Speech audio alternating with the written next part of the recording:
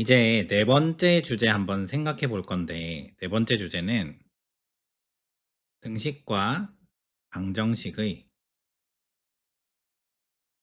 기초, 기초를 다루는 용어에 대해서 한번 생각해 볼 거고, 여기서는 결국 식의 균형과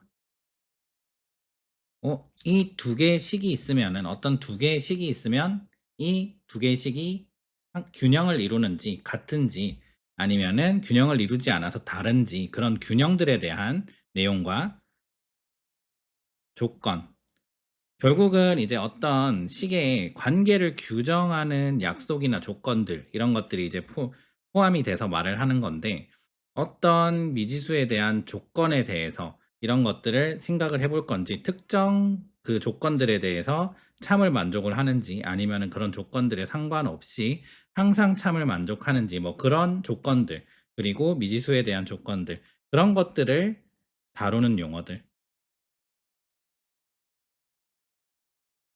한번 생각해 볼 거고, 그런 용어들에는 자, 우리가 13번째로 다룰 용어는 등식, 같을 등자 쓰는 등식이라고 하는 것과 너무 비슷한 뜻인데 다른 의미를 가지고 있기 때문에 부등식이라고 하는 거를 플러스 알파로 한번 좀 볼 거고, 그리고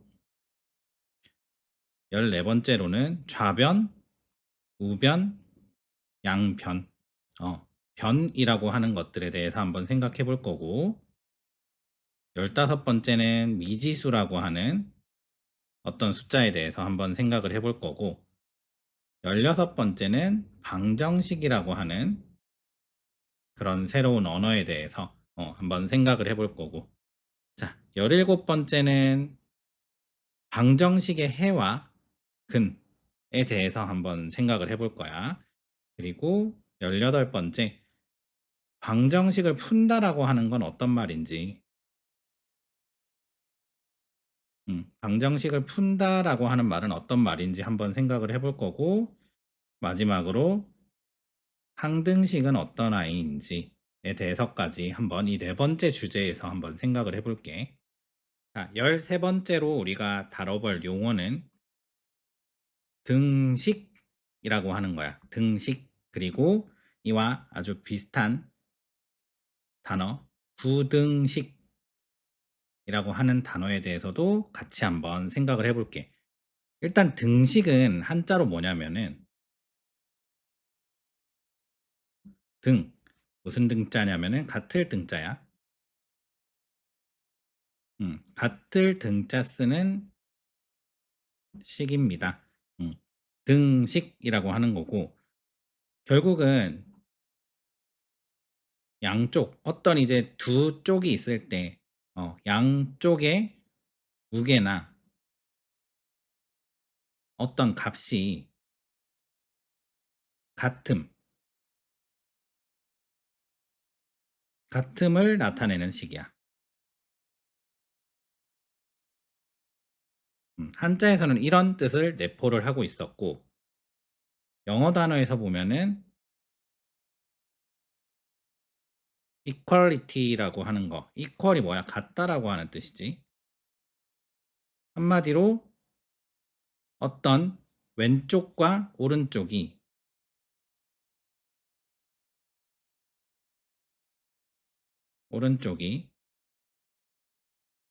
같아서 평형을 이루고 있는 상태를 이루고 있는 상태.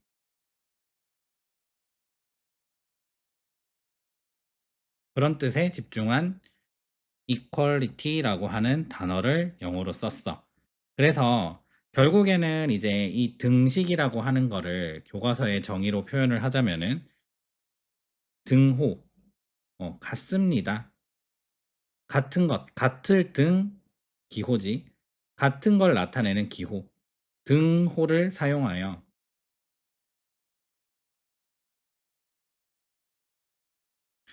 두 수나 식이 같음을 나타낸 식이야.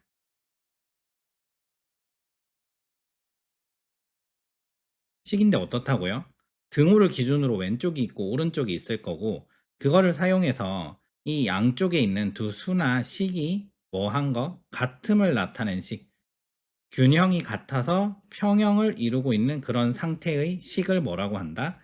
등식이라고 합니다. 라고 하는 거였고, 그러면 부등식은 뭐지? 음, 부, 등, 같을 등자잖아. 근데 아니 불자지. 아니 부, 그리고 같을 등.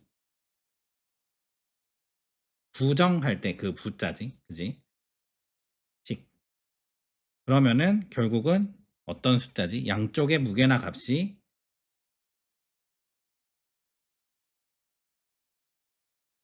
개나 값이 같지 않음을 나타내는 식이겠지. 같지 않음. 결국 차이가 있음. 이런 것들을 나타내는 식이라고 생각하면 돼. 그게 부등식이야. 같지 않음을 나타내는 식. 그러면 영어로 똑같이 쓸 수 있겠지. equality에 부정어를 써서 inequality, inequality. 이게 부등식이라고 하는 거고, 결국은 왼쪽과 오른쪽이 평형을 이룹니까? 이루고 있지 않은 상태. 차이가 있는 상태. 그런 상태를 나타내는 식을 뭐라고 합니까? inequality, 부등식이라고 하는 거야. 그러면은 이거를 교과서적으로 정의해보자라고 하면은 등호를 사용하는 게 아니고 같지 않음을 나타내는 기호를 사용을 하겠지. 등호는 뭐야? 같음을 나타내는 기호. 같음을 나타내는 기호를 등호라고 하고, 같지 않음을 나타내는 기호는 뭐라고 해? 우리 앞에서 배운 거. 부, 등, 호라고 합니다. 같지 않음을 나타내는 기호. 부등호에는 뭐가 있습니까? 크다, 작다, 크거나 같다, 작거나 같다. 이런 것들이 있을 거고, 부등호를 사용해서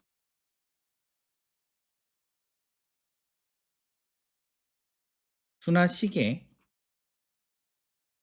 대소관계를 같지 않음을 한마디로 얘를 나타낸 식. 이거를 뭐라고 한다? 부등식이라고 한다. 그래서 등식이라고 하는 지금 용어를 배우면서 여기다 부자 하나만 더 붙이면 이제 부등식이니까 그것까지 한번 이렇게 같이 생각을 해봤고, 14번째는 그 등식과 부등식에 있어서 중간에 어떤 기호를 사용하여 나타냈는데 그거의 왼쪽 좌변, 그리고 오른쪽 우변, 양쪽 다 양변이라고 하는 용어에 대해서 한번 생각을 해볼 거야. 좌변은 뭐냐면은 왼 좌자 쓰는 거지. 그리고 변,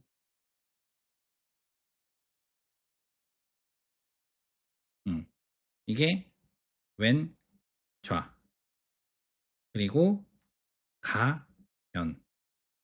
가가 뭐야? 가장자리 그런 거야. 끝, 사이드 이런 뜻이고. 그러면은 똑같이 우변은 뭐야? 오른 우자 써서 우변.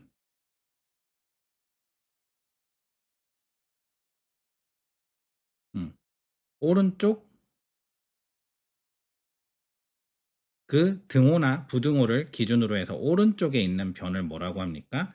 우변이라고 합니다. 오른쪽에 있는 모서리, 오른쪽 끝을 뭐라고 합니까? 우변이라고 하고, 그리고 양자는 무슨 양자냐면은 둘, 양.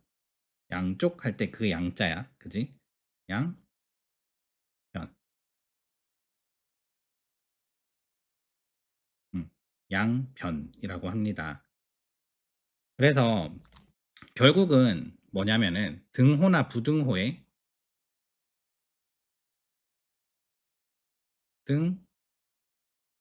등호의 어디 부분요? 왼쪽이니까 왼쪽 부분, 왼쪽 가생이, 왼쪽 가를 뭐라고 한다? 등호의 왼쪽 부분을 좌변이라고 한자로 하는 거고, 이거는 그러면 등호의 오른쪽 부분을 뭐라고 합니까? 우변이라고 하는 거고, 그리고 양쪽 부분 다 통틀어서 한마디로 좌변, 우변 통틀어서 뭐라고 한다? 양변이라고 한다. 모서리라고 생각하면 돼. 왼쪽 모서리 좌변, 그리고 오른쪽 모서리 우변, 오른쪽 모서리, 양쪽 모서리 양변, 이런 식으로. 변이란 말이 그 변두리 할 때 변자 많이 쓰지. 그런 변자라고 이해하면 쉬울 것 같고, 그러면은 이걸 그대로 직관적으로 영어로도 표현을 해. 어떻게 하냐면은 왼쪽이니까 left hand side. 어, 왼손 쪽, 왼쪽이라고 하는 뜻이지. 그래서 좌변이라고 하는 거고, 오른쪽은 right hand side, 우변이라고 하는 거고, 그리고 양쪽에 있는 모서리는 뭐라고 해? both, 둘 다. both sides. 양변들. 양변들. 이렇게 표현해주면 될 것 같네. 그래서 결국은 기준이 뭐야? 등호가 있거나 아니면은 부등호가 있거나 할 때 이걸 기준으로 여기 오른쪽이 아니지. 여기는 왼쪽이죠. 네. 왼쪽을 뭐라고 합니까? 좌변. 음, 왼쪽 모서리. 그리고 등호를 기준으로 오른쪽을 뭐라고 합니까? 우변. 오른쪽 모서리. 그런 뜻이고, 두 개 다 해서 양변이라고 하는 말로 해줄 거고, 부등호도 마찬가지. 부등호 기준으로 왼쪽을 뭐라고 합니까? left hand side, 결국은 좌변. 그리고 오른쪽을 right hand side, 우변이라고 해줄 거고, 두 개 합쳐서 뭐라고 합니까? 통틀어서 양변이라고 합니다. 이렇게 좌변, 우변, 양변에 대한 정의를 해주면 될 것 같아. 자, 15번째로 생각해 볼 용어는 미, 지, 수. 우리가 미지의 세계 이런 말 많이 쓰지. 한마디로 뭐냐면은 미, 지, 수. 음, 아닐 미자고 알 지자지. 알지 못하는 그런 수다. 한마디로 아직 알지 아니하는, 알지 못하는 수를 뭐라고 한다? 미지수라고 한다. 미지의 세계는 뭐야? 아직 알지 못하는 그런 세계를 미지의 세계라고 하는 거고, 미지라는 말을 그렇게 쓰는 거지. 아닐 미자, 알지 못하는 거, 아직은 알지 못하는 그런 수, 미지의 세계, 뭐 그런 식으로 지자를 알 지자를 씁니다 라고 하는 거야. 그리고 영어 뜻도 굉장히 직관적인데,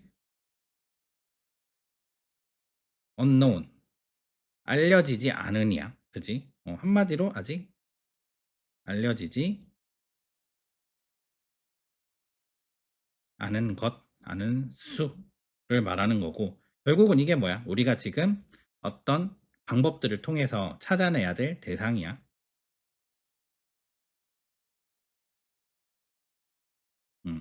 이거를 만족하는 그런 수들, 그런 것들을 찾아내야 된다. 미지수. 그래서 이거를 문자로 잡고 식을 만들고, 그렇게 생각을 해볼 거다. 그래서 결국은 교과서적 정의를 빌리자면은 식에서 아직 값이 정해지지 않아서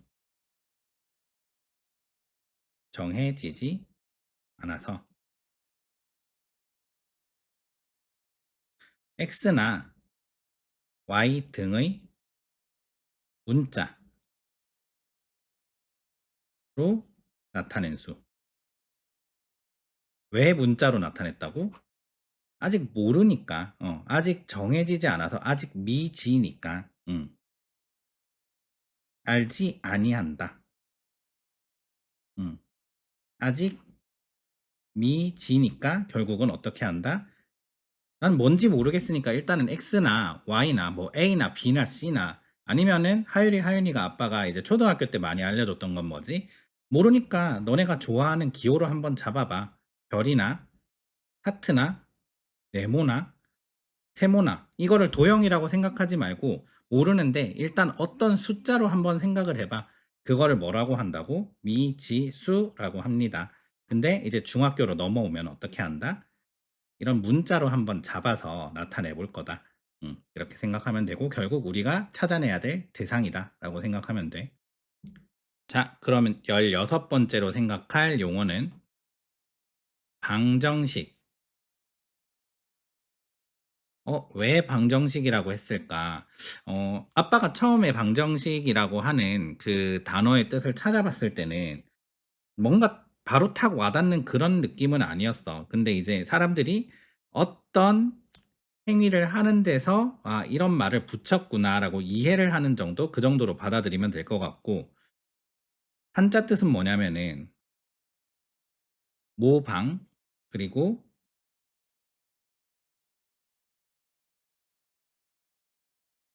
정도 정, 법칙 정 그리고 식, 법식 식이란 뜻이지. 그래서 모방이 뭐야? 모가 났다. 모서리, 네모 그 모고 그리고 정도, 법칙 어떤 방법에 대한 정자를 쓰고 그런 식이야. 네모난 방법? 네모난 방법? 이게 뭘까? 네모난 방법을 나타낸 식? 이게 뭘까 한번 생각을 해 보면은 이게 방정식이라는 말이 그 중국 수학책에서 따왔다고 이렇게 아빠는 들었어. 그래서 중국 수학에서 이런 그 모르는 미지수를 놔두고 어떤 식으로 구했냐면은 네모난 모양으로 이렇게 배치를 해 가지고 그 배열에서 답을 구하는 과정이 결국은 방정식이다라고 이렇게 말을 했대. 자, 숫자를 어떻게 했다고? 네모난 모양으로 배열해서 답을 구하는 이렇게 해 놓고 한번 생각을 하면서 답을 구하는 그런 중국 수학 중국 수학자들의 그런 방법들에서 그런 과정에서 과정, 방법을 담은 식이다. 그래서 방, 정, 식이다. 이렇게 표현을 한 거지. 어떤 네모난 모양으로 배열을 해서 방, 그런 방법으로 표현을 한 식, 그런 방법으로 찾아가는 과정을 담은 식. 그게 뭐다? 방정식. 음. 네모난 방법식. 이게 이런 뜻이었어. 그래서 결국은 이제 중국에서 이 말을 가지고 오면서 방정식이라고 하는 그런 단어로 이렇게 굳어지게 됐고 영어로는 equation이라고 하는 단어를 쓴대. 결국은 답을 우리가 구해야 하는 equal이 뭐였어? 같은. 한마디로 등식. 답을 구해야 하는 그런 등식을 뭐라고 합니까? 방정식이라고 합니다. 방정식도 그러면은 등식의 일종이겠네요. 등식의 일종. 그래서 지금 교과서적 정의를 빌리자면은 미지수의 값에 따라서 값에 따라서 그 식을 만족하기도 하고 그리고 만족하지 않기도 하는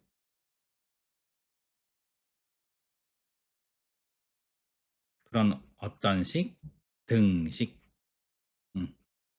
미지수의 값에 따라서 참이 되기도 하고 거짓이 되기도 하고 그런 등식을 뭐라고 합니까? 이퀘이션, 방정식. 결국은 답을 이렇게 구해야 되는 미지수의 값에 따라서 이제 참이 되기도 하고 거짓이 되기도 하니까 참이 되는 그 값을 찾아봐야 되는 네모난 모양으로 배열해서 그 네모난 모양으로 하는 방법을 담은 식. 그래서 찾아봐야 되는 식 이거를 방정식이라고 했다. 결국은 미지수에 따라 값이 참이 되기도 하고 거짓이 되기도 한다는 거는 결국 무슨 소리야? 선택적인 참이라는 소리지. 무조건 다 참이 되는 식이 아니고 내가 어떤 값을 집어넣으면 참이 될 수도 있지만은 어떤 값에 대입해서는 거짓이 되기도 하는 그런 식을 뭐라고 합니까? 방정식이라고 하고요. 그러면 방정식에서 조금 참고적으로 알아봐야 될 거는 방정식을 이르는 그런 이름 붙여주는 그런 것들인데 만약에 별에 대한 어떤 문자에 대한 이거 문자지 어떤 문자에 대한 방정식이라는 게 무슨 말이냐면은 방정식은 뭐야? 선택적 참인 그런 등식을 말해. 미지수의 값에 따라서 어떤 문자의 값에 따라서 참이 되기도 하고 거짓이 되기도 하는 그런 네모난 모양으로 배열해서 하는 방법을 담은 그 식을 방정식이라고 했고, 근데 결국은 별에 대한 방정식이라고 하면은 이게 무슨 말이냐? 내가 모르는 미지수 있잖아. 아직 모르는 수를 문자로 놓을 수 있다고 했는데, 미지수를 내가 모르는 수를 별이라고 한 방정식이야. 어. 그거를 뭐라고 한다? 별에 대한 방정식이라고 해. 그러면 x에 대한 방정식은 미지수가 x인 방정식, y에 대한 방정식은 내가 모르는 수를 y로 놓은 방정식, 이런 식으로 각각 넣어서 생각을 해보면 되겠지. 그럼 이제 방정식이라는 것도 생각을 해봤고, 방정식은 그 문자의 값에 따라서 참이 되기도 하고 그 식이 거짓이 되기도 하는 그런 식이라고 했어. 그럼 그거를 이제 참이 되게 하는 숫자를 찾아가는 과정들에서 결국은 그 정답이 뭘까라는 걸 한번 생각해 보면은 이런 용어들이 나와.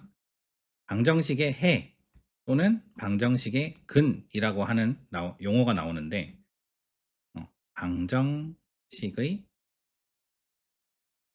해, 방정식의 근 이런 말이 나오는데 이게 무슨 뜻인지 한번 생각을 해볼게. 첫 번째 해라는 말은 풀 해자야. 풀해. 문제를 푼다라고 할 때 그 해자를 써. 해결하다 할 때 그런 것들이고 그러면은 엉킨 실타리를 푸는 것처럼 한마디로 해결. 결합돼 있는 거를 푼다라고 하는 해결 이런 뜻처럼 엉킨 실타래를 푸는 음, 그런 것처럼 문제의 답을 찾아내는 행위에 좀 집중을 한 말이야.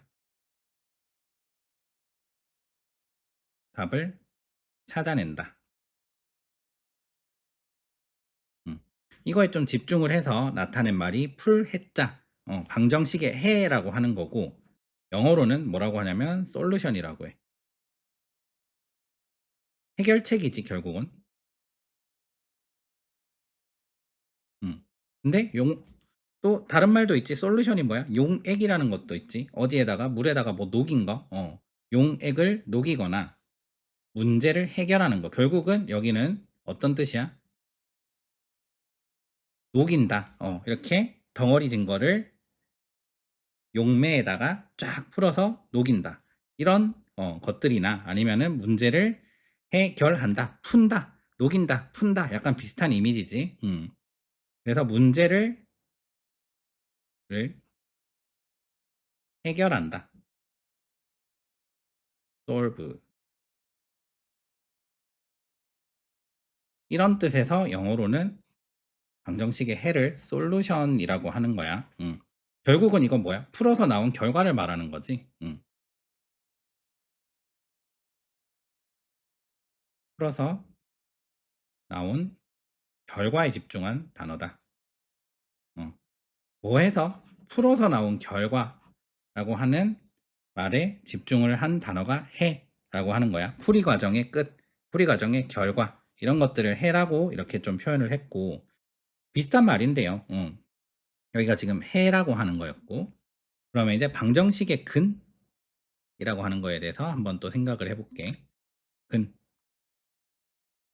중일 교과서에서는 어차피 같은 말로 정의를 해놓긴 했어. 근데 왜 다르게 정의를 했을까? 이거를 한번 생각해 보는 거고, 왜 다른 말로 이렇게 했을까를 생각을 해 보는 거고, 그는 한자로는 뭐냐면은 뿌리 근자입니다. 음, 뿌리 근자를 써서 나무의 뿌리처럼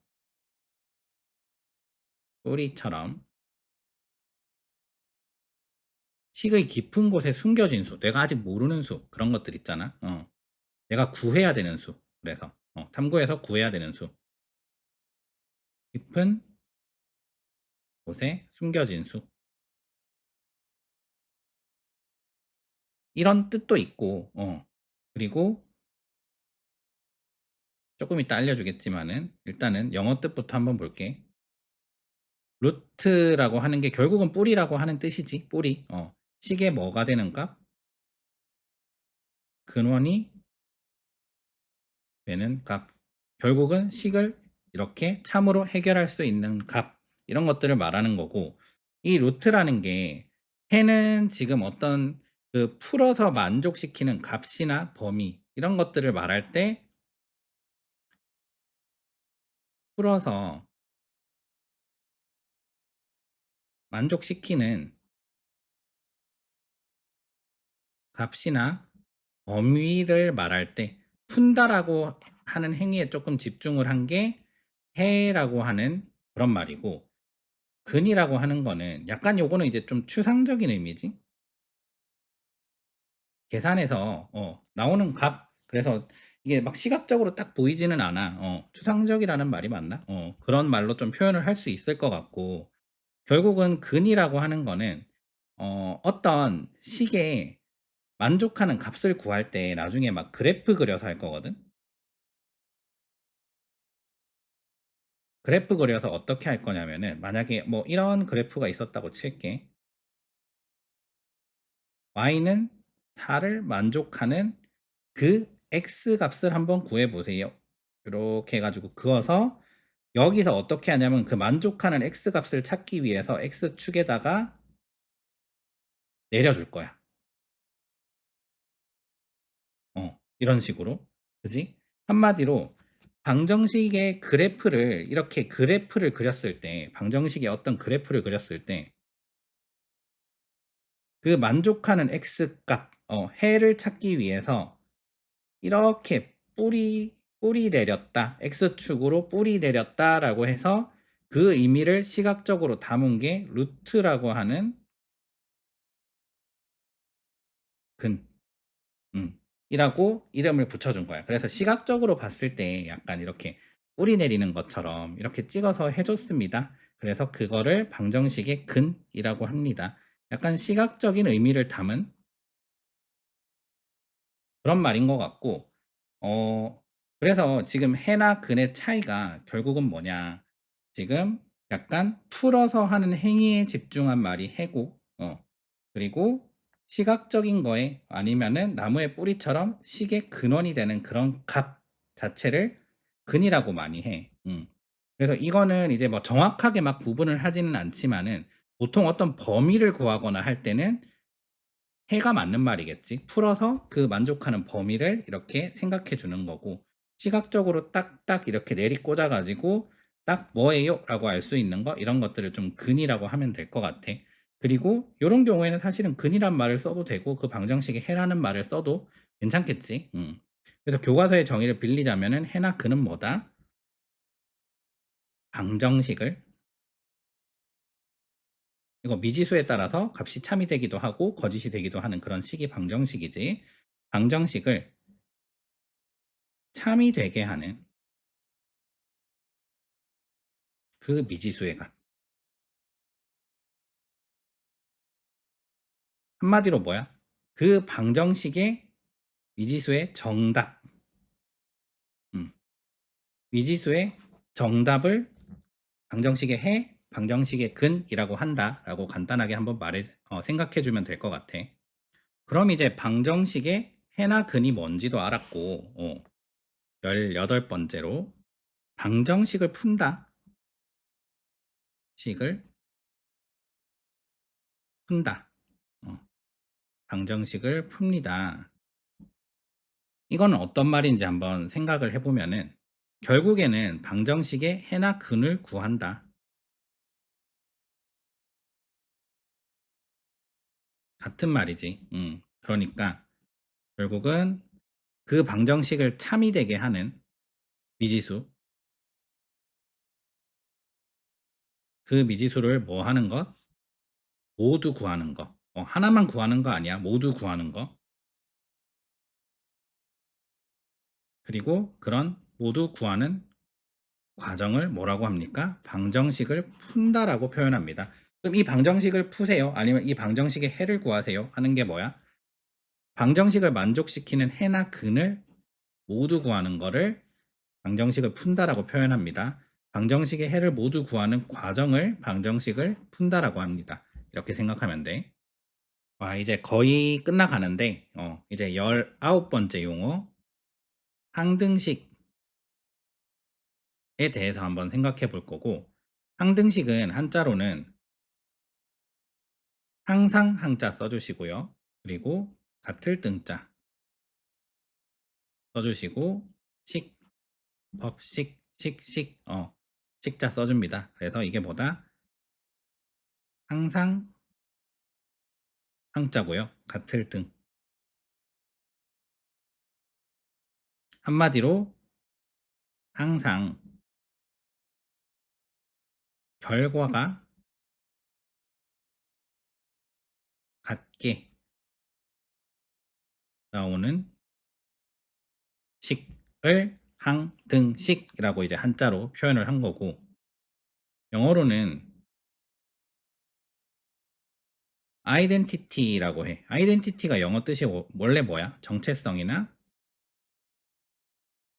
뭐 본체, 이런 뜻이지. 그래서 좌변과 left hand side와 우변이 right hand side 두 개 합해서 뭐라고 한다 했어? 양변이라고 한다 했지. 양변의 모양이 똑같아서, 음,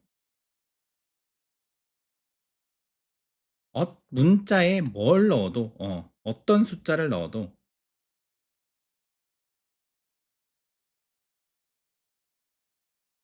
어떻습니까? 그 식의 정체성을 지켜줍니다. 변하지 않습니다. 거짓이 되지 않습니다. 이런 뜻이지. 그래서 이런 아이가 이전에 뭐가 있었지? 곱하기에 항등원. 항상 같게 나오게 하는 그런 원소를 항등원이라고 했고, 덧셈에서도 항상 같게 나오게 하는 애 항등원이라고 한다 했지. 그래서 같게 나오게 하는 원소를 뭐라고 한다 했어? 항등원. 그래서 아이덴티티. 나의 정체성을, 그 숫자의 정체성을 항상 지켜주는 아이예요. 연산을 해봐야 그 숫자는 그대로 나옵니다. 그게 항등원이었어. 음. 근데 이거 비슷한 뭐 느낌이지. 항상 모양이 똑같아서 항상 어떤 숫자를 넣어도 시계값이 항상 참이 됩니다. 그게 뭡니까? 굳이 구별을 해서 적자라고 하면은 아이덴티티 그런 등식 항상 같게 나오게 하는 항상 참인 식이라고 하겠지. 이거는 식 익스프레션이란 걸 안 쓰고 항상 같게 나오는 어떤 양쪽의 평형을 이루는 등식을 말하는 거기 때문에 equation이란 단어를 쓰는 게 맞아. 그래서 identity equation 이런 말도 잘 안 쓰긴 하지만 어쨌든 identity equation이라고 표현을 할 수 있겠네. 항등식은. 그래서 이거는 이제 교과서에 정의를 빌리자면은 어떤 식을 항등식이라고 하냐?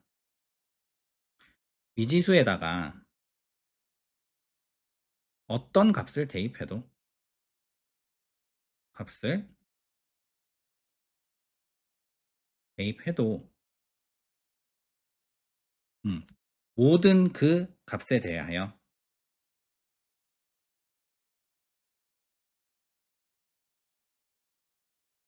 항상 참이 되는 등식이야.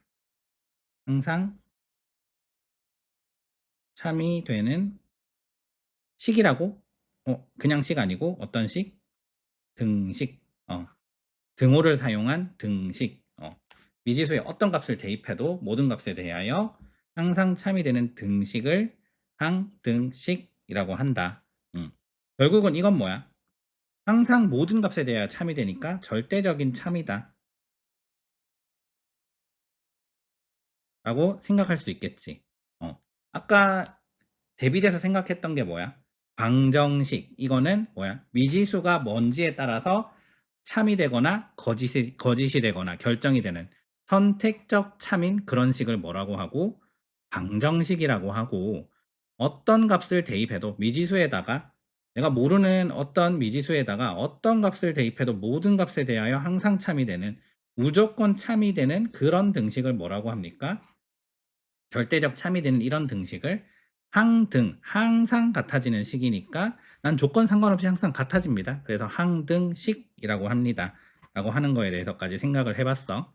그럼 여기까지 식의 어떤 균형과 조건을 다루는 용어들 이런 것들을 해봤는데 자, 13번째로 우리가 어떤 단어를 해봤지? 등식이라고 하는 단어를 배워봤고 14번째로 좌변, 우변, 양변 이라고 하는 용어들에 대해서 생각을 해봤고 15번째는 미지수, 내가 알지 못하는 미지수에 대해서도 생각을 해봤고 16번 방정식 어떻게 네모나게 해서 풀었던 그 방법에 대한 식 그거를 거기서 유래된 식인데 미지수 값에 따라서 참이 되기도 하고 아니면 거짓이 되기도 하는 그런 식을 방정식이라고 했고 그 방정식을 왜냐면은 어떤 미지수 값에 따라서 달라질 거니까 참거짓이 달라질 거니까 그걸 참으로 만드는 아이를 뭐라고 한다? 방정식의 해 또는 근이라고 했고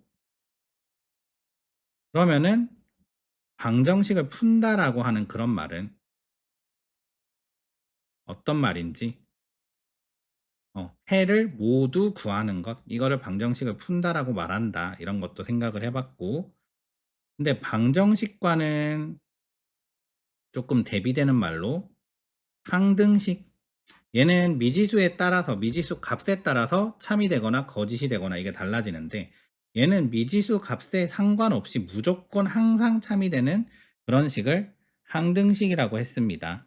이런 단어까지 한번 생각을 해봤고 결국에는 이제 항등식, 방정식 이런 것들을 핵심만 한번 생각을 해보자라고 하면은 자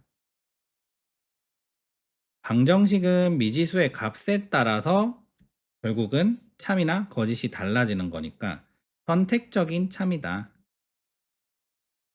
선택적으로 참을 만족시키는 그런 식을 뭐라고 한다? 방정식이라고 하고 항등식은 뭡니까? 무조건 참입니다. 미지수가 어떤 것이든 무조건 참입니다. 음. 이런 소리고. 그리고 미지수는 뭐였어? 나 아직 알지 못해. 아직 알지 못해서 문자로 놓은 그런 수를 미지수라고 했고, 해랑 근은 어떤 소리였어? 한마디로 그 방정식의 정답. 음, 그 방정식의 정답을 해랑 근이라고 하였다. 라고 하는 이런 간단한 의미 딱 축약해서 생각해 주면 될 것 같아. 음, 그래서 방정식은 결국은 만족하는 미지수 뭐예요? 라고 하는 수수께끼를 푸는 것 같은 거지. 그지? 이거는 수수께끼 풀 필요 있어? 무조건 참인데, 그지? 그러니까 약간 수수께끼 같은 그런 게 방정식이다. 만족하는 거 한번 찾아보세요. 그래서 그 만족하는 거를 만족하는 미지수를 구한 게 뭐다? 방정식의 해나 근이다. 이렇게까지 단어의 용어의 뜻을 생각해 주면 될 것 같아.